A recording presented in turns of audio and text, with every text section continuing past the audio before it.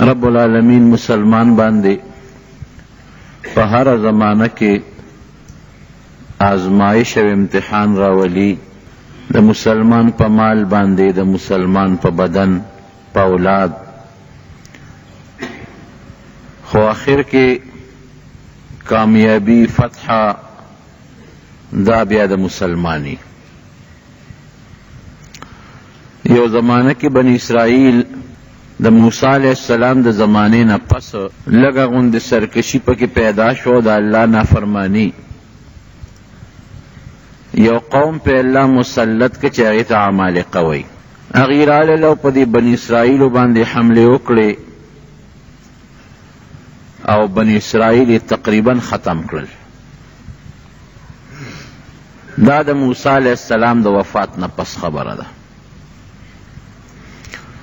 د بنی اسرائیلو چې کوم عبادت خانې وي لکه زمونږ چې جوماتونه دي دیروان کړل، مکمل یې وغورځول، او د هغې کتاب و تورات کوم چې په موسی علیہ السلام باندې نازل و، د الله کتاب لکه زمونږ دپاره قرآن حکیم دی، هغه تورات یې وسوځه او ختم یې که، او چې څومره د هغې تورات نسخې وې د چا په کور کې وې که په عبادت خانو کې وې که بازارونو کې وې، هغه یې راایستلې او سوځولې به یې د من تورات ختم کړ. او چې کوم د بني اسرائیلو مشرانو، که هغه د مذهب مشرانو او که هغه د سیاست او د قوم مشرانو، ای ټول مړه کړل. د بني اسرائیلو ډلې یې ختمې کړې، ځای په ځای وتښتېدل او ملکونه یې وله تس نس کړل، پیسې یې ترې واخېستې، ښځې یې ترې بوتلې، ماشومان بچي بوتلل، هغه غلامان کړل، ښځې ځان له وینځې کړې، او بوډاګانې پرېښودل، او چې کوم د جنگ ځوانان و هغه ټول مړه کړل. ټول طاقت د بني اسرائیلو د عمالقو د لاسه تس نس شو. یو غټه ابتلا پې راله، کافر که په دې دنیا د الله نافرمانی کوي نو د هغې دپاره خو اخم اخرت عذاب دی، جهنم دی، او مسلمان که دلته بدعمله شي او نافرمانی شروع کی نو الله ولا عذاب ورکوي. الله دی بنی اسرائیل له عذاب ورکو، سخت خطرناک عذاب یې ورکو. پروردگار داسې کول چې د هغې کم علما او کم عبادت والا خلق وغوړ مړه شو، مشران مړه شو. خاندان نبوت چې د پیغمبرۍ کم خاندان و هغې کې یوه ښځه داسې پاتې شوه چې د هغې په ګېډه ماشوم او د پلار د مرګ نه پس د هغې نه یو ماشوم پیدا شو، هغې له شمویل نوم کېښود. ارورو لویده لویده، پروردگار هغې شمویل له نبوت ورکه، پیغمبري ورکړه، شمویل علیه السلام. سناسو بنی اسرائیلو کی یو پوټې لږه غوندې سا پیدا شوه چې د الله تعالی په مونږ کې پیغمبر پیدا که او پیغمبر د دین تعلیم بکو، خلکو ته به عبادت خو. زور د تورات هغه جند او د تورات تعلیمات ورو بیا جمدي شو. چې زمانه تیره شو نو بنی اسرائیل د یو ځای بل ځای نه راغون شو، دی خو منتشر شو، یو قوم یو ځای اوسېده، بل قوم بل ځای اوسېده، بل قوم بل ځای اوسېده، وتښتېدل، تتر بتر شو. عمالقو سخته سزا ورکړه، بیت المقدس یې ورته ختم کروانې که، او دوی سره چې کوم تابوتو مسلمانانو سره یو غټ صندوقو د لرګي، او په هغې کې د پخوا پیغمبرانو د آدم علیہ السلام امساوه پکې، د موسی علیہ السلام تبرکاتو پکې، د ابراهیم علیہ السلام تبرکاتو پکې، د تورات نسخه وه پکې، د ابراهیم علیہ السلام صحیفې وې پکې، ایم ته یوړه ځان سره. دا به بني اسرائیلو د جنگ په وخت کې استعمالو، چې کله به چا سره جنګ و نو دا صندوق په ځان سره وړه، د دې صندوق په برکت به الله فتح ورکوله، ایم ته یو.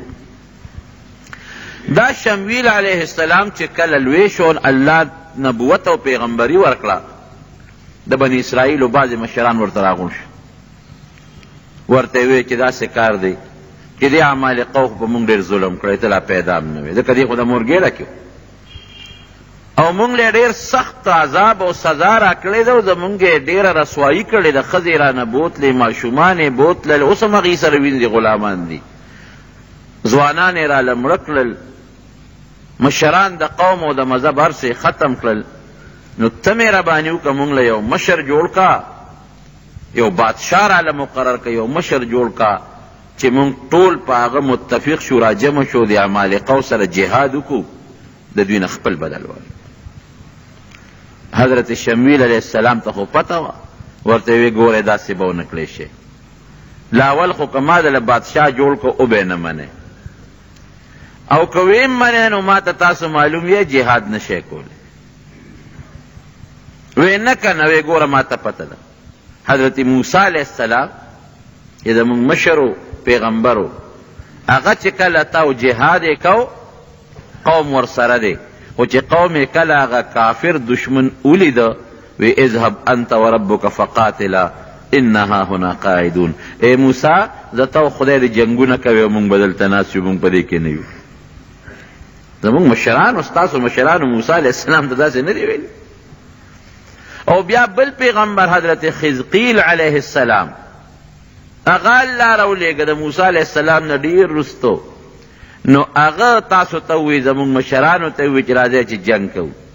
نو تاسو ورسره پاسېدی، خو چې دشمن ته ودرېدی نو ټول ته وتښتېدی.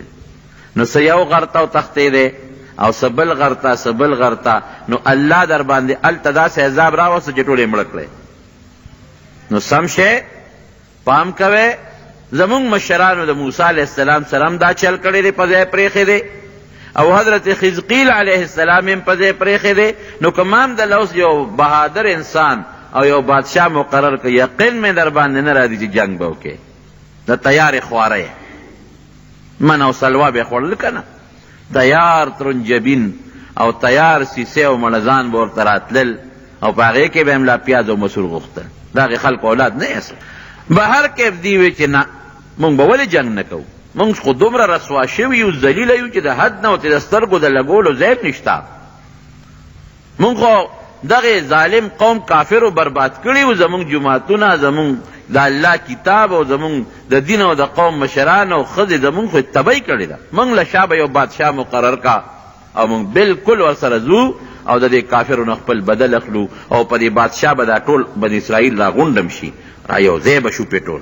نو وی ښه وی ښه یو کس ته مقرروم. نو په دې د ده په رعیت کې یو کس و طالوت دا هغه نوم و، هغې وله بادشاه مقرر. دا هغه زمانه وه چې بادشاه به جوده او پیغمبر به جوده، پیغمبر به بادشاه نو، بادشاه به پیغمبر. هغه زمانه وه. بادشاه وله مقرر که طالوت، وی دا ستاسو بادشاه دی، د سره غونډ شئ، دې به راته طریقې برابر کي او ورځئ په دې کافرو باندې جهاد ورسره وکړي. وی خد دا طالوت تی مونږ له بادشاه مقرر که، دا غریب دی.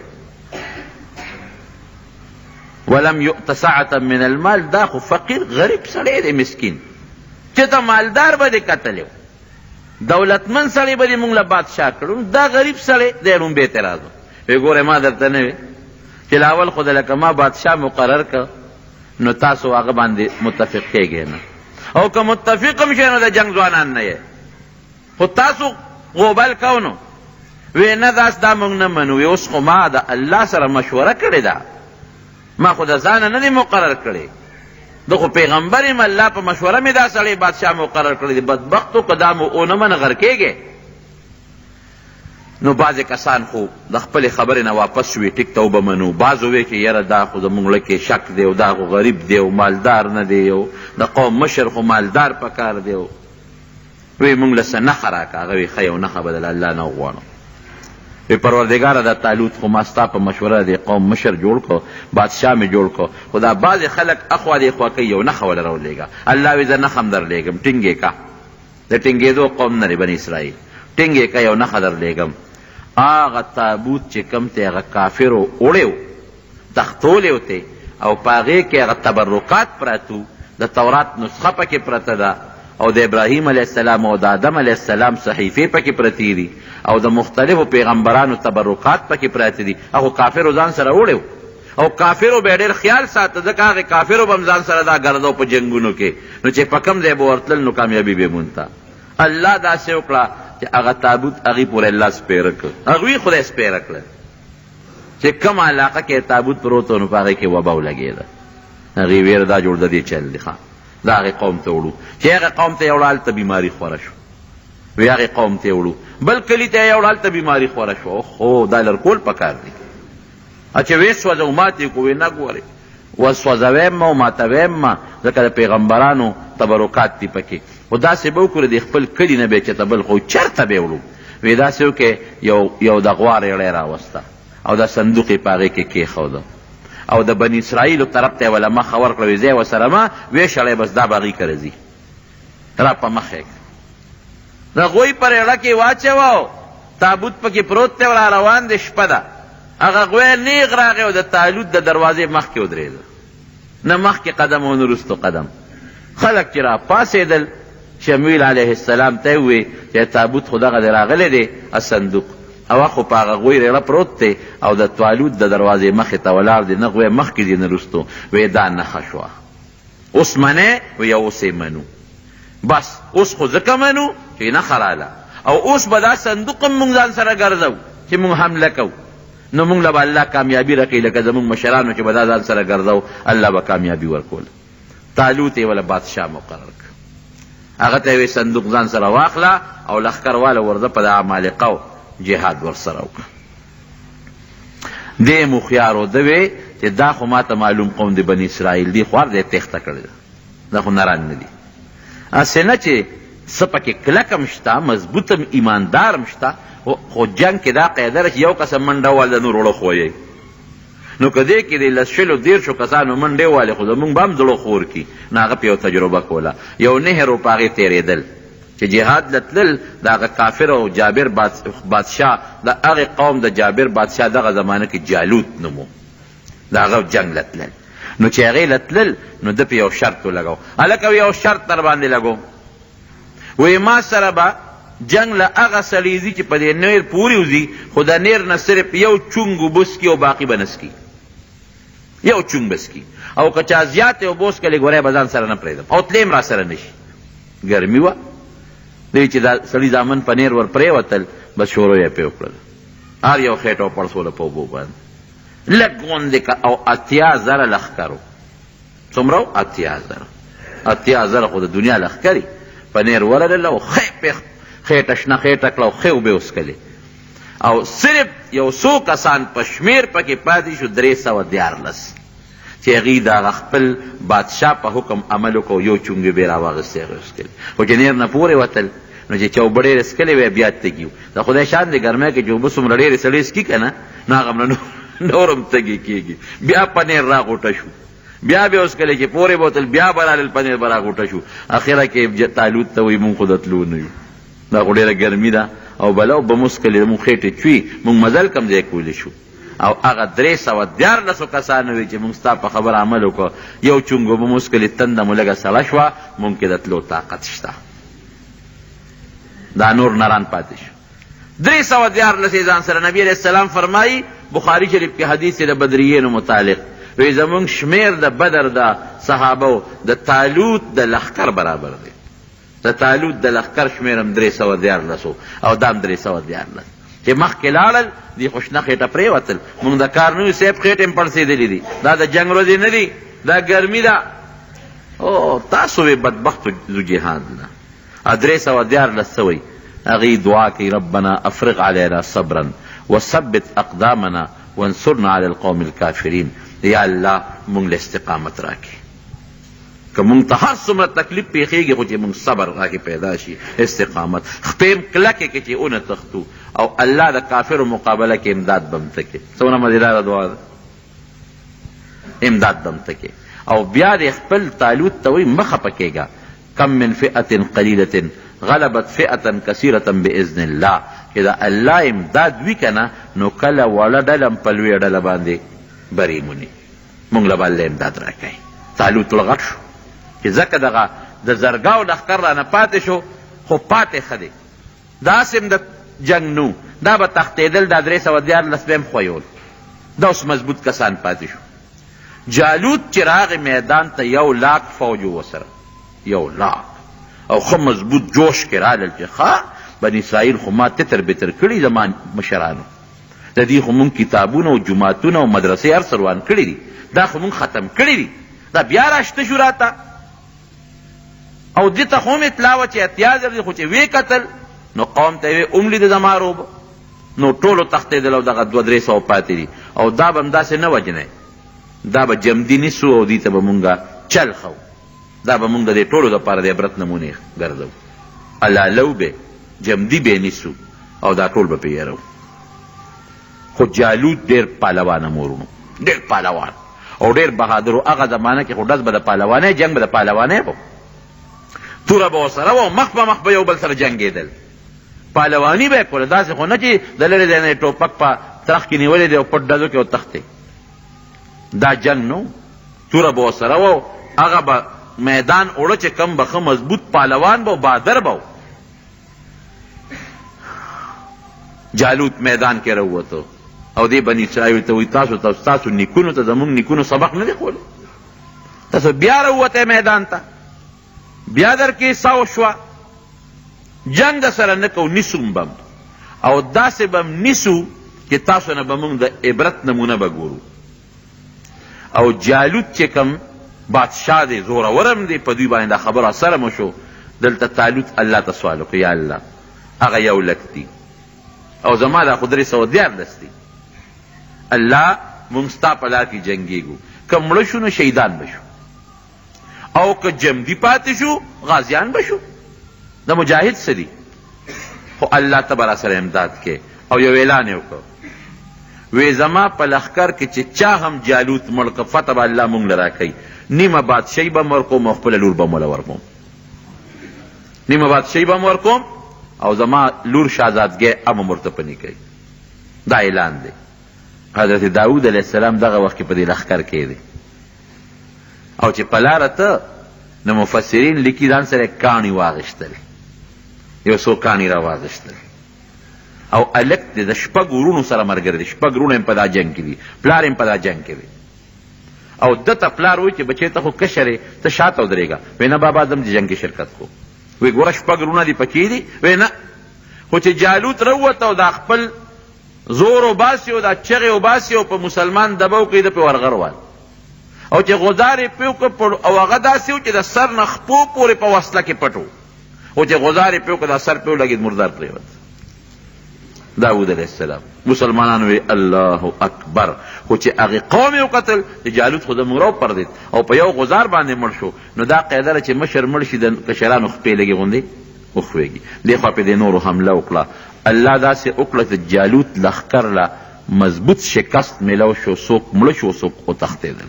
وقتل داود جالوت واتاه الله الملک، الله ولا بادشاهي ورکړه. طالوت ورته وی بس تا سره زما فیصله شوې ده، زما لور به هم تاله در کوم، بادشاهي هم ستا شو.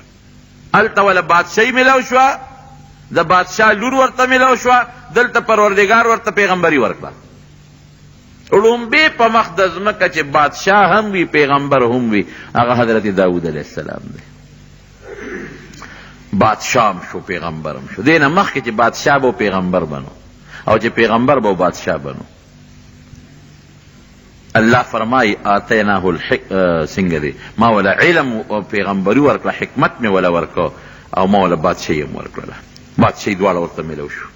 راغی بني اسرائیل را یو ځای کړل. په بني اسرائیلو کې یو قوت او یو طاقت پیدا شو. مضبوط لښکر یې پروردګار هلاک هم 314 خان او د نبی علیه السلام د بدر چې کوم مجاهدینو هغه څومره هم 314. بلکل دغه مجاهدینو خبر رښتونه شوه چې بعضې وخت کې وړه ډله چې د الله امداد او د الله توفیق ورته په لویه ډله باندې زور ورکېږي او غلبه کوي. الله ولا نبوت او بادشاهي ورکړه اوسېده. دا د موسی علیه السلام نه 1500 کاله پس دی تېر شوی دی، 1500 کاله پس. او د ابراهیم علیه السلام په نوسو کې راځي. ګوره د نبوت په خاندان کې دی. د یعقوب علیه السلام دوی د یهودا د هغه نوسې دی، د هغې په اولاد کې راځي. د یعقوب علیه السلام خو 12 زامنو، د یهودا په اولاد کې دی. او د یعقوب علیه السلام د پلار نوم اسحاق علیه السلام او د اسحاق علیه السلام د پلار نوم ابراهیم علیه السلام، د هغې اولاد کې. او پروردګار والله عمر هم زیات کړ. عمر عجیبه طریقې سره زیات شو. ګوره بادشاہي ملاو شو، پیغمبري ملاو شو. عمر یې لږ دی 80 کاله د الله په علم کې، په فیصله کې. حدیث پاک کې راځي چې د آدم علیه السلام د دې شانه الله تعالی کله د هغه بچي راویستل، مخامخ یې ورته داسې ودرول، د دې سرو میږو په اندازه پوټیني پوټیني شکل یې ګوره د انسان و، خو په مقدار کې د دې سرو میږو واړه مخامخ یې ورته ودرولو. نو آدم علیه السلام ته تپوس کوي، وی من رب دا څوک دي؟ من هؤلاء؟ پروردګار وی دا ستا بچي دي تر قیامته پورې چې به پیدا کړي. نو په هغې کې د بعضو د تندو نه رڼاګانې ختې، روشنایانې وي، پړقې دي. وی الله دا پکې څوک دي؟ وی دا پیغمبران دي که نه ستا په دې اولاد کې. د یو کس د تندي نه پکې ډېره لویه رڼا خته، داسې ډېر چمک وه او ډېره برېښنا یې کوله. وی الله وی په دې پیغمبرانو کې د یو کس د تندي نه خو ډېره لویه رڼا خېږي، دا څوک دی؟ وی هذا ابنک داود، ستا نوسیر داود علیه السلام. نو د خوښ شو په هغه ځای. نو تپوس ته کوي، وی الله عمر دی ولا څونه مقرر کړی دی؟ څونه عمر دی ولا یې ښودی دی؟ وی 80 کاله. نو چې آدم علیه السلام خپل عمر ته وکتل چې زما خو 10 کاله دی، او ده ته یې وکتل چې دا خو 80 خو ډېر معمولي پوټې غوندې شی دی. وی الله عمر ولا زیات کا، 80 کاله ډېر کم دی، ډېر خشته ښکلې پړقېږي چمک وي، ولا زیات کا. وی نه ما چې چاله څومره عمر مقرر کړی دی هغه به یې د هغې نه پوټې زیاتوب ونه کوم. دا د الله فیصله ده چې څه مې مقرر کړی دی هغه عمر به وي، نه پوټې زیاتوب ونه کوم. نو حضرت آدم علیه السلام خپل عمر ډېر وی الله که زه وله د خپل عمر نه لږ غوندې ورکړم. وی انت وذاک دا ستا د خبر ده که ورکې ورکوله، خو ګوره یاد وساته که د خپل عمر نه دی وله عمر ورکړه نو ستا به کمیږي. ما چې کومه فیصله کړې ده همغه به لکه یو سړی جومات ته 1000 روپۍ راوړي او دا په دې 3 کسانو تقسیم کا، او یو کس وي چې د یو له پکې زیاتې ورکه، ابو وروره ما هم دقه 1000 دي، اوس که ته زیاتې ورکې خپل حصه وله ورکه. الله وی زما د عمر فیصله هم حقه ده، که ته وله زیاته ورکې نو آدم علیه السلام ګورې ستا د عمر نه به کمیږي، خوښه دې خپله ده. وی رب زده من عمري 40 سنة، هغه خو لا عمر شروع هم نه دی که نه، ځکه لا خو په جنت کې دنیا ته خو راغلی هم نه دی، او 1000 کاله خو هغه ته ډېر لوی شیخ ښکاري. نو بس هغه وی زما د عمر نه 40 وله ورکه پروردګار، 40 کاله عمر. حدیث پاک کې راځي نبی کریم صلی الله علیه وسلم فرمایي چې آدم علیه السلام کله دنیا ته راغی او الله خو ورته ویلي چې عمر به 1000 کاله 40 کاله پاتې شو، ملک الموت وله راغی. وی ستا ټیم پوره دی. و ټیم کوم ځای پوره دی؟ شمېر دې کړی دی یو که نه؟ الله را لېږلی منو، الله به شمېر کړي. وی داسې کار دی چې زما عمر کې اوس هم 40 کاله پاتې دي. ما ته الله 1000 ویلي، 40 کاله مې عمر پاتې دی، ما یو ورځ شمېرلې ده. ملک الموت الله ته رجوع کړه چې الله خو داسې وایي، ورته یاد کړه چې ستا 1000 و خو 40 داود علیه السلام له ورکړی دی. چې راغی وی ولې تا خپل نوسیله داود علیه السلام له 40 کاله نه دي ورکړی؟ وی نه ما نه دي ورکړي، نسیه وجحده ایری ویر. د هغې زمانې د هغې دغه دار داسې مثال دی د هغې علاقې لکه سړی چې خوب ویني.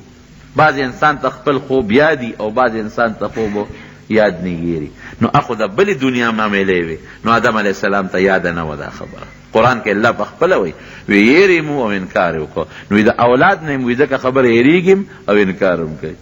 یېره په انسان غالبه ده که نه، او زر انکار وکړي. وی ما خو نه دي ورکړی. وی تا ورکړي دي چې کوم وخت هغه میثاق و وعده و د شانه مې دله بچي راویستل، تا دله 40 کاله ورکړي دي. اوس قصه د خلاصه ده. نو آدم علیه السلام ته 1 سکنډ صبر ونه شو، 40 کم 1000 کاله باندې د هغه نه سا لاړه.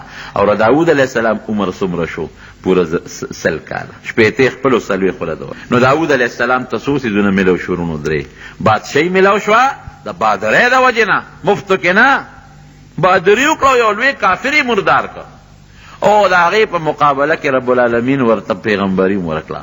او د آدم علیه السلام د عمر نه هغه وله د خپل عمر نه مخکې نه 40 کاله سنبالې ښود او جدا ده. او پروردګار ورسره یو احسان بله م وکړه، یو کتاب یې نازل که زبور. تورات خو و ګډوډ شوی و، نو نوی کتاب الله دې له راولېږه زبور، او ده به صاحب تلاوت کو، او داسې تلاوت به ده زبور کو چې ناشنا تلاوت. د نبی علیہ السلام په صحابو کې یو صحابي دی ابو موسی اشعری رضی الله عنه، دا هغه ډېر خشتا و، دومره خشته آوازو چې کله ابو موسی اشعری رضی الله عنه تلاوت کو رسول الله مبارک به سره سره لقاو. اے ابو موسی وی داسې خشته مزیدار آواز الله درکړی دی لکه د داود علیه السلام آواز چې څنګه. ګوره پیغمبر علیه السلام د داود علیه السلام د آواز صفت کوي، لحن داودی، هغه په شان خشته آواز الله درکړی.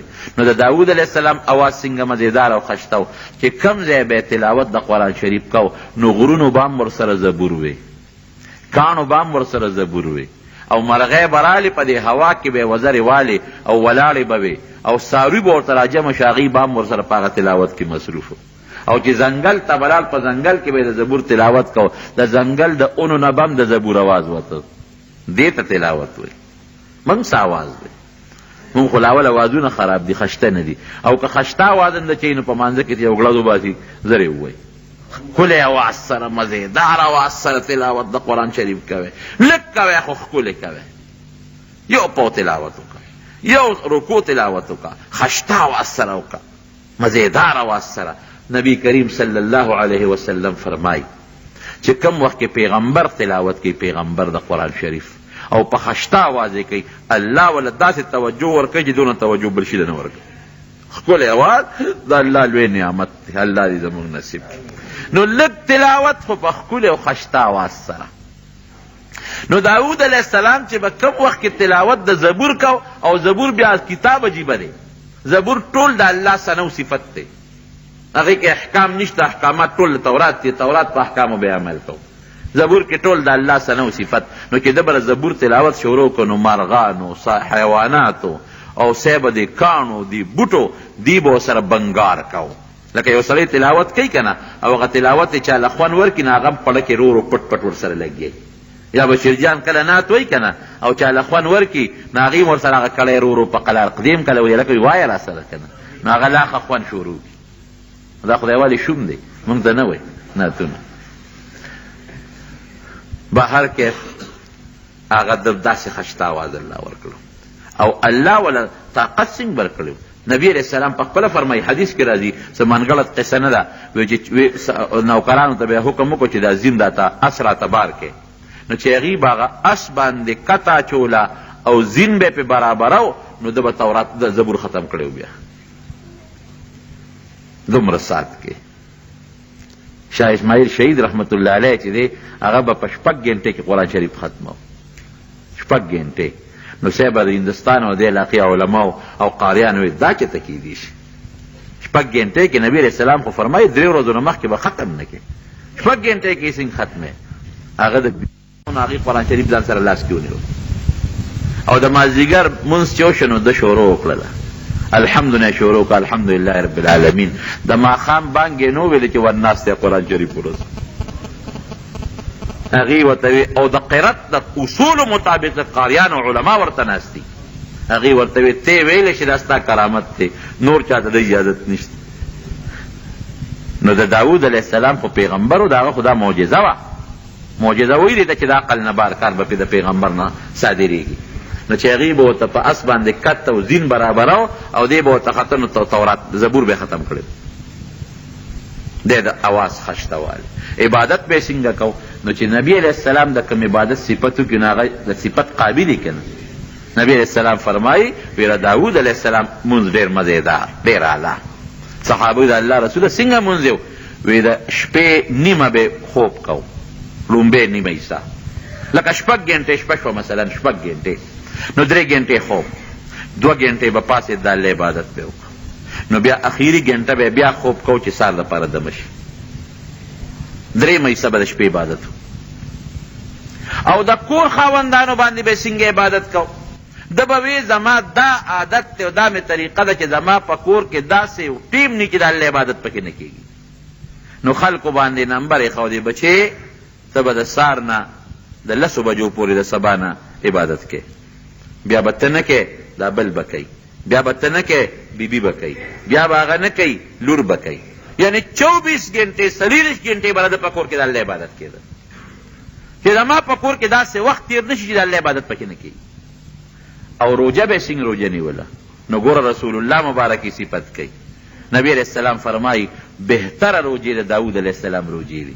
یو ورځ به روجه و بل ورځ به کوجه و، بیا یو ورځ روجه و بل ورځ کوجه. دا غوره دي، سړی په تنګیږي هم نو ډېرې روجې. نو چې رسول الله صلی الله علیه وسلم د کوم روجو د کوم من صفت کی خو هغه قابل دی چې صحابه به نبی علیہ السلام نه تپوس وکړه الله رسوله مونږ څنګه تهجد وکړو، د داود علیہ السلام طریقه دغسې کوئ. او صاحب روجه څنګه ونیسو؟ صحابي به زه خو ډېرې نیوې شم، وی د داود علیہ السلام د روجو نه بهترې روجې نورې نشته. یو ورځ روجه و یو ورځ کول. نو پیغمبري میلاو شوه، بادشاهي میلاو شوه، زبور میلاو شو، ښکلی اواز ورته میلاو شو، عبادت به کو او ورځې به تقسیم کړې وي. یو ورځ به د الله عبادت کوي، دا مې د خدای ده، دې کې د بل چا کار نشته، بادشاهي هم خو دا مې د الله ده. یو ورځ به د خپلو بچو سره وخت تیراو چې دا مې د ما د بچو تربیت وکم، بچی برابر کم، د بچو اخلاق ټیک شي او د بچو سره چې سړی ناست نو خوندم کوي. او یو ورځ به جناب د رعیت دپاره ورکوله چې تاسو راځئ چې د چا څه قسمه کاري راځي دي په دغه ورځ به دغه کار کوم، دا به تقسیم کوو. الله ورسره یو احسان بل وکړو، د زغرو د جوړولو چل یې ورته وښو. قرآن کې الله فرمایي وَأَلَنَّا لَهُ الْحَدِيدِ. اوسپنه، نو اوسپنه چې سړی لوور لواري کوي خو په اور کې ږدي او سټک ولا رابرئ او پلکونه ولا رابرئ، نه لوور نو چې دا پلکونه دی وایي. الله ورته اوسپنه داسې نرمه کړې وه چې په لاس به یې تاوله راتاوله، کلکه اوسپنه ګوتو کې به یې نیوله او تاوله به، او چې څومره به یې نری کوله نری کېده به، نو زغرې به یې جوړولې. زغره په تاسو په دې جیبګرو کې به کتلې وي د اوسپنې کړۍ جوړې کړې وي، هغه په جنګ کې استعمالي، ځان ته یې واچي چې توره پې اثر نه کوي. نو هغه زمانه کې لواري زغرې به وي، هغه به درنې هم وي، خلک به ورسره ګرځېدي هم نه شو. ده به ښه مزېداره اعلی زغرې جوړولې او مزېدارې طریقې سره نرې اوسپنه او نرمولې به به یې خرڅولې. دې دپاره به یې دا کار کو چې زه د بیت المال باندې بوج نه شم او د خپل لاس ګټه وخورم. بیت المال مال به یې نه خوړ، د خپل لاس په ګټه به یې خپله ګزاره کوله. لکه حضرت ابوبکر صدیق رضی الله عنه چې کله خلیفه شو د به کپړه خرڅوله، نو تانونه په اوږو بازار کې روانو، خدای مون بخښه کپړه خرڅوم، تجارت یې کو. حضرت عمر فاروق رضی الله عنه ورغې مټې ونیو، ابوبکر څه کوې؟ وی دا کپړه بازار کې خرڅوم. وی د مسلمانانو کار به څوک کوي چې ته دا کپړه یې خرڅې؟ نو وی زما بچي به څه خوري چې دا نه خرڅوم؟ وی راځه مونږ د بیت المال نه تنخواه مقررو. نو بیا کېنه د بیت المال نه ولا تنخواه مقرر کړه، او څومره تنخواه یې ولا مقرر کړه؟ دونه یې مقرر کړه چې د ابوبکر او د هغې د بچو پې ادنا ګزاره کېده، پوټې غوندې. نو حضرت داود علیہ السلام ته الله د زغرو د جوړولو چل وښو. قرآن کې الله وایي اوسپنه مې ورته نرمه کړه، بغیر پلک او سټک او د اور نه به ورته اوسپنه نرمېدله، او د هغې نه به یې زغرې جوړولې خرڅولې به، او د خپل ځان او د بچو ګزاره به یې په هغې باندې کوله. د الله احسان شو. ګوره الله احسان کوي بیا که نه، چې ته الله ته ځان نږدې کړې، الله به در سره احسان کوي، الله به راته هر څه آسان کړي. یو ځل په کور کې ناست دی، زړه کې دا راله یاره وایي ما غوندې عبادت دا به په مخ د ځمکه بل څوک ونه کړي. خبره ټیک وه، ټیک وه، غلطه نه وه، ځکه پیغمبر دی، د پیغمبر په شان عبادت امتي نشي کولی. او بیا منځ او روجه او ټول کور کې یو شان عبادت، خو الله ته رده دا خبره خوښه نه شوه. بعضې وخت کې یو خبره ګناه نی، خو د پیغمبر د پیغمبرۍ د شان سره مناسب نی. الله وی ښه دا دې څه ووې رونو، حدیث پاک کې راځي کہ عبادت کې نو ځان ته به نسبت نه کوي چې دا زما کمال دی، چا ته به نسبت کوي؟ الله ته. هغه انسان چې هغه وی الله ما دله مونځ وکړو، ما دله روجه ونیوله، ما خو صدقه ورکړه، ما زکات ورکړه، ما حج وکړو، الله ورته څه وایي؟ مړه تا څه کړي دي؟ دا خو مال ما درکړه نو ځکه تا صدقه ورکړه کنه، ما مال درکړه ځکه دې حج وکړو، تا پکې څه دي؟ او که ته مونځ کې او روجې نیسې نو ما دله ښکلې اندامونه درکړي، سترګې مې درکړلې، پوزه مې درکړه، غوږونه مې درکړل، لاس پې مې درکړل، او عقل او دماغ مې درکړل. که ته ما لیونې پیدا کړې وې، په لاس پو مې ګوټ شل پیدا کړی وې، ستا پلار به مونځ کړی، تا مونځ کولی شو، تا روجه نیولې شوه، خو زما امداد، او دا حقیقت دی رونه کنه، دا خو د الله امداد دی چې په اندامونو روغ، په عقل روغ، نو زما عبادت کې نو ساوی چې ما عبادت وکړو، نو الله په دې خفه کېږي. او چې کم انسان داسې ووایي یا الله ما خو صدقه نه راکړې، دا مال خو تا راکړی، زما څه مونځ دی، زر زر مې وکړو، زما څه روجه ده، ما که حج کو خو تا ما الله کړی دی، دا خو زما کمال نه دی. الله ورته څه وایي؟ بنده وي دا څه تا کړي، ما خو تا کړي، لاس پې توړه کول، پیسې تا راواغېستې، د حج نیت خو تا وکړه، ای بنده دا تا کړي دي. ګوره ده په عاجزۍ الله خوشحاله شو، د هغه بل په معمولي لویه باندې الله خفه کېږي. الله چې خوشحاله په څه به خوشحاله؟ په عاجزۍ. او چې خفه کې نو کبر کوه، په دې به خفه کېږي. نو داود علیه السلام کبر نه دی کړی، حقیقت خبره یې وکړه. پیغمبر دی، پیغمبر په شان عبادت بل څوک نشي کولی. الله ته خوښه نه شو. کم ورځ چې د ده د عبادت و کور کې ولاړ دی په عبادت، په دغه ورځ به ده فیصله کړې وه، دروازه به یې بنده کړې وه، جرنده به وه د قلا دروازه، او په هغې به پولیس ولاړ و. د هغه زمانې چې کوم پولیس یا فوج و چې څوک به ما ته نه پرېږدي، هېڅ څوک به نه راځي. ولې؟ ما د خلکو دپاره جدا ورځ مقرر کړې ده، او کور بیبیانو ته به تاسو هلته عبادت کوئ چې زما عبادت کې هېڅ قسمه خلل لا نه شي. اوس دی لګیا دی خپل عبادت کې، 2 کسه ورته ور واوړېدل، 2 کسه ورغلل خصمان. قرآن کې الله وایي څنګه دی ورپسې تصورا فی المحراب دی کې څنګه دی یې شو ور واوړېدل. چې ور واوړېدل داود علیه السلام اوس او جګړه چې چا په منځ کې جګړې نو شور هم کوي، یو بل ته وایي په ما ظلم کوي، بل وایي نه ظلم نه کوم. شور جوړ شو. داود علیه السلام په منځ کې وایي چې دا څوک رالل؟ غله رالل، ډاکوان دي، دا په کومه رالل؟ دروازه خو بنده ده، دا په کومه رالل؟ او دا شور د سره. بس هغه مونځ عرصې مختصر کړ، په دې باندې پرېښودی ته ویې وروړه څوک یې؟ او پریشان هم شو چې ګیر چاپېره د قلا نه خو زما پوج پولیس ولاړ، دروازې بندې، دا په کومه راغله؟ او دا څه شور یې جوړ کړ؟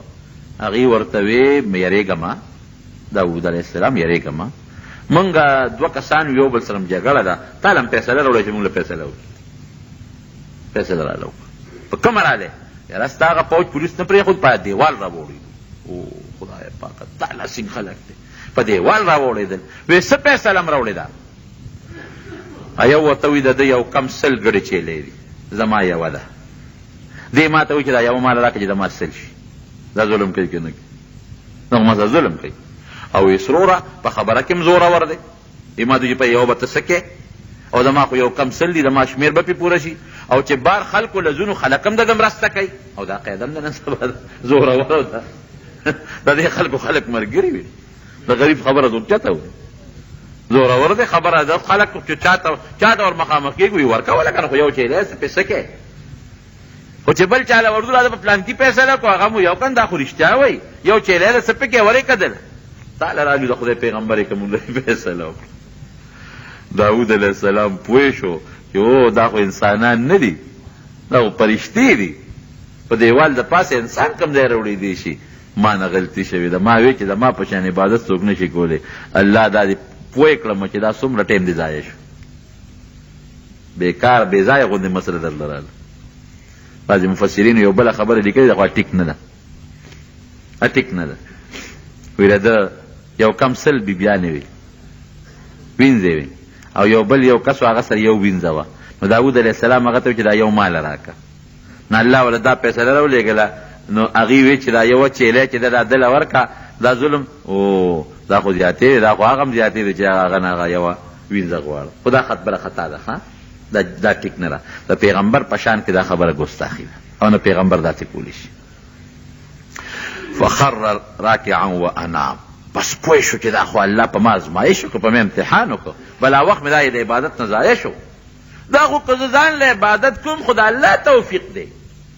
که الله بادشاهي نه وراکړې نو ما ځان له عبادت کولی چې پولیس به زما څوکۍ کوله، فوج به زما څوکۍ کوله، ما په قلا کې عبادت کوم. پرېوت الله ته په سجده، ویې جړل، دومره یې وجړل. د سواوي زمونږ یو کتاب دی د جلالین شرحه ده، هغه لیکلی دي وی که د ټولې دنیا اوښکې را یو ځای کې د داود علیه السلام اوښکو ته به ونه رسي، او چې د داود علیه السلام او د ټولو انسانانو اوښکې را یو ځای کې د آدم علیه السلام اوښکو ته نه رسي. دا څونه پټې خبره ده. لیکن فوراً الله ته په سجده پرېوته او په جړاو په جړاو جړل به جړل به، دومره یې وجړل چې د اوښکو سیلابونه به ترې بهېدل. دې نه دا معلومېږي وروڼو چې په عبادت په خپل غرور او کبر نه کوي. دا به نه وی چې دا زما کمال دی. 1 روپۍ دې م چاله صدقه او خیرات ورکړه، وی دا د الله. نبی کریم صلی الله علیه وسلم به څونه عبادت کو، دا خپې مبارکې به وپړسېدې حتی تورمت قدماه حدیث کې راځي خپې به وپړسېدلې.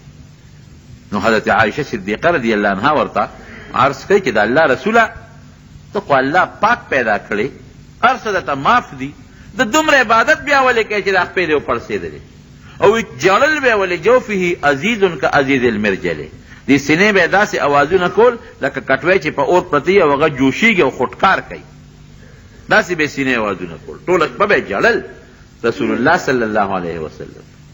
نو عایشه بیبي ورته عرض کوي چې دا ته ولې کړې تا خو الله مکمل معاف پیدا کړې او ورته څه وایي افلا اکون عبدا شکورا نو چې الله دونه احسان په موقع چې دې پاک پیدا کړم نو زه به د هغه شکریه نه ادا کوم پکې شکر خو ادا کوم دې نه زیات ولا کوم چې شکریه ادا شي په موږ الله څونه احسان کړی دی ټول موږ الله مسلمانان پیدا کړي ټول وایي الحمدلله په مسلمان وطن کې د مسلمان مور او پلار نه او د یو عظیم پیغمبر محمد رسول الله صلی الله علیه وسلم امتیان دینه غټ احسان د الله بل شته هغه روح صحت بم پرید ورسه به پریدو دا روحانی او دا دینی د الله احسان. نو مونږ چې څه کوو د الله یقین وکړه که پوټې شکریه مونږ ادا کولی شو د الله دونه احسانات دي په مونږ باندې.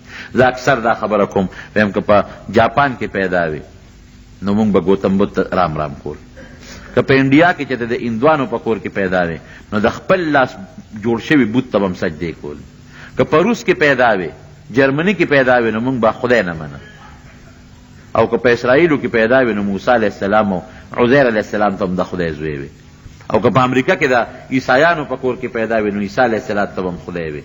دا شکر دی چې مونږ خدای دغه ځایونو کې نه یو پیدا کړی دنیا به څه کوې څو ورځې به د دنیا خشته وه مال او دولت او موټر هر څه به رسره و خو ټول عمر به د خیرت د ډمبرو لرګې و ټول عمر به د جهنم ځای و.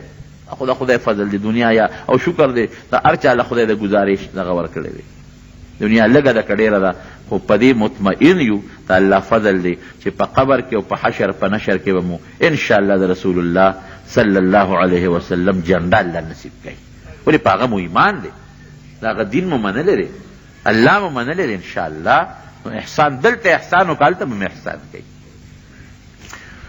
یمنون علیک ان اسلموا قل لا تمنوا علی اسلامکم بل الله یمن علیکم ان هداکم للایمان. نو خبره مې دې پورې کوله چې حضرت داود علیه السلام متعلق دینه دا عبرت واخلې د مارون په عبادت به فخر نه کوي هغه پوټې غوندې خبره وکړه څونه امتحان او ازمایش پرې راغی قوم ته به لګیا نصیحت یې کو هغه قوم چې دته راجمع شو زمونږ د جمعې ورځ د عبادت د هغې د خالي ورځ وه نو هغې د ایلې یو علاقه ده د دریاب په غاړه باندې د کوهي تور او د دغې علاقې سره خوا کې لوی دریاب دی بحر قلزم ورته وایي دغې بحر قلزم په غاړه باندې ایله کلی دی دغې کې اکثر خلک د دې پاتې کېدل نو د خالي پر ورځ پې ښکار بند کړی وي خالي پر ورځ به ښکار نه کوي نو الله پې امتحان کو د خالي پر ورځ به دریاب کې کبان ډېرو په نور ورځو به کم په دې باندې ښکار بند یې نه به کوې نو دې یو چل جوړ کړو ډنډونه یې جوړ کړل ډنډونه د دریاب په غاړه باندې نو د خالي پر ورځ به یې د هغې هغه ورخونه وویستل چې کوم ته اوبه ورته ځي نو چې سکبان به دونه ډېر چې د اوبو د پاسه به نو هغه به هغه ډنډونو ته هم لاړل نو ماښام مازدیګر به یې ورپسې ورخ بند کړ نو سار به پرې رالل نو کبان به یې ترې راوویستل ګوره چلونه یې جوړول او جال به یې راوړه جال د خالي پر ورځ به یې جالونه په دریاب کې وغورځول نو په دغه ورځ به یې په کبان نه رایستل نو جال خو چې دې وروغورځول نو کبان پکې بند شي که نه د اتوار په ورځ به رالل نو هغه جال به یې راوویست داود علیه السلام دوی دا ظلم مه کوئ وی نه دا خو مونږ د خالي پر ګوره دلیل پیغمبر سره دلیل بعضې وخت اوس مونږ سره هم خلک دلایل شروع مونږ ته د قرآن حکم چې دا د الله د کتاب حکم دی دا د پیغمبر حکم دی صاحب دلایل به سره شروع نه نه که نه عقل مې دا وی زه خو دا وایم عقل مې دا وی د خدای نیک بخته د قرآن په مقابله کې ستا په دماغو کې خو سوټې پرتې وي د قرآن مقابله کې د پیغمبر د وینا مقابله کې د انسان عقل څه شی دی نو هغې داود علیه السلام سره باسونه شروع کړل چې نه نه خو الله په مونږ ښکار منې کړی د خالي خو مونږ ښکار نه کړو مونږ خو د اتوار په ورځ کبان نه اوس پیغمبر ته وایي چې دا ګناه ده مه کوئ قوم څلور ځایه شو یو قوم به ښکار کو بل قوم به نهی عن المنکر کوله امر بالمعروف چې دا به نه کوي بل قوم څه زمانه خو دوی منې کول، خو بس هغې پوه شو چې دا بدبختیان نه مني، بس هغې هم غلې پاتې شو. او بل قوم ته به داود علیه السلام چې نصیحت ورته کوي، هغې وي زمونږ خپل عبادت کوو، که مني دی او که نه مني نه دی مني. خو چې خوند دی ونه کړو نو پروردګار ته بیزوګان او شادوګان، هغه چې کم پې غلې خاموش پاتې و هغې نه هم الله بیزوګان شادوګان جوړ. چې بیزوګان شادوګان دا لږ دریاب طرف ته نور ته ځان له شو. داود علیه السلام دې نور ته وخواشی دی، په دې به د الله عذاب هر کله چې راځي. چې سار راله لوی قتل نو ټول د بیزوګانو او شادوګانو په شکلونو باندې او سرونه به یې خوځول او اوښکې به ترې بهېدې. د هغوی خو د وطن خلک و، اواز به که فلان کي نو سر به یې خوځو، اوښکې به ترې بهېدې. اووه ورځې جمدي، اووه ورځې پس الله مردار کړه. بعضې خلک وایي دا بیزوګان شادوګان د داود علیه السلام د هغې قوم اولاد. داسې نه ده ښه. کم قوم چې مسخه شي هغه د اووه ورځو نه زیات نه پایي. د دې بیزوګانو شادوګانو په شکل الله هغې مسخ کړي. لوی عبرت دی په دې کې زمارونو، لوی عبرت. یو به په لږ طاقت باندې ځان کمزوري نه ګڼي، لکه څنګه چې د طالوت د خپل قوم سره پاسېد، الله وله بری ورکړه. کبر به نه کوي، لویي به نه کوي، او د پیغمبر مخالفت هم نه کوي. حدیث پاک کې راځي، پرون زمونږ حدیث تیر شو په ترمذي کې چې په آخره زمانه کې به 3 عذابونه راځي. 3 یو به ځمکه شلیږي او خلک به پې ننوځي. او الله مونږ ته تېر کال خوله په دغه کشمیر او په دغه بالاکوټ او په دغه علاقو کې که داسې زلزله بله راله او ځمکه وشتېده نو څومره کلي به څومره زرګونه خلک پکې لاړل.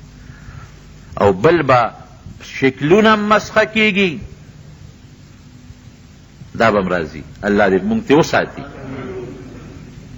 او 3م عذاب به دی چې د بره نه به پې د کاڼو د اوسپنو باران کېږي. دا عذاب هم راغلی دی. دا بمونه او دا میزایل څه شی دی؟ دا اوسپنې دي که نه، د هغې باران کېږي که نه.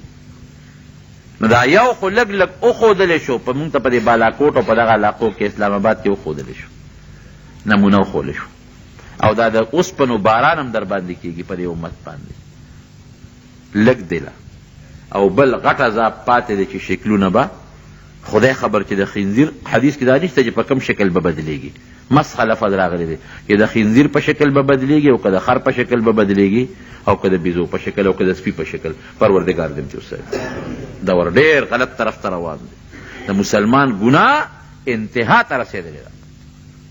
زنانو کې دونه بې حیایي او دونه بې ستري عام شوې ده چې د هغې مثال نشته. موبایل دونه عام دی چې هلکان جینکۍ ټول پې ګپونه یو بل سره لګي. او ډیشونه او سیبه دا نور ګند او دا په کیبل یې ورشئ وګورئ پېښور ته اسلام آباد ته د خلکو په کې د خدای یره نشته. عذاب به نه راځي په مسلمان. د عذاب کار مونږ کوو، مونږ الله غصه کړی دی.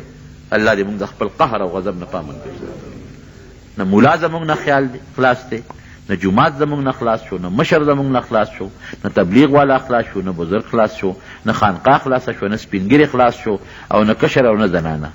دا مونږ نه خلاص نه شو. هر سړی ځان ته د ټولو نه لوی سړی وایي او بل ته ګازر مولی مو ته نه ښکاري. خدای دې مو د خپل قهر او غضب نه رونه وساتي. نو داود علیه السلام متعلق دا یو د عبرت خبره شو. بیا غیرتي څومره مرګ ولا عجیبه مرګ راغی. ده به دروازه بندوله چې کله به د کور نه بار ته چې زما زنانه د کوره بار ونه ځي، او چابیانې به ده سره وي چې زه نه یم چې ما کله بل څوک را دننه نه شي. یو ځل یې دروازه جلنده کړه او بار ووت. چې بار ووته بیبي او بچی په خپل کور کې دي، دی کې سړی ورغی کور ته. هغې چغې جوړې کړې زنانو چې دا پردی سړی څه کوي، دا خو دروازه هم بنده ده. او داود علیه السلام خو بار ته دی، اوس خدای مکه هغه را ننوځي بچی سړی پردی څه کوي. په دیوال باندې خلک راوړېدل ګاونډیان او نور چې دا شور د سره وي پردی سړی ولاړ دی. داود علیه السلام په منډه راغی، دروازه یې کلو کړه چې راغی سړی په میدان کې. وایي ته څوک یې چې زما کور ته راغلی بې زما د اجازت نه؟ وایي زه هغه کس یم چې نه مې دیوال بندولی شي، نه مې جرنده بندولی شي، او نه مې د دنیا یو طاقت بندولی شي. بس پوه شو. وی مرحبا بملک الموت. ملک الموت وی او وی مرحبا دی، هر کلی دی. ستا ټیم پوره دی، سمله سملاستو روح ته واغشته والله علیه. او بلکې یو روایت کې راځي چې په سجده په عبادت باندې پرېوته، روح ته اوچت کو یا ویل.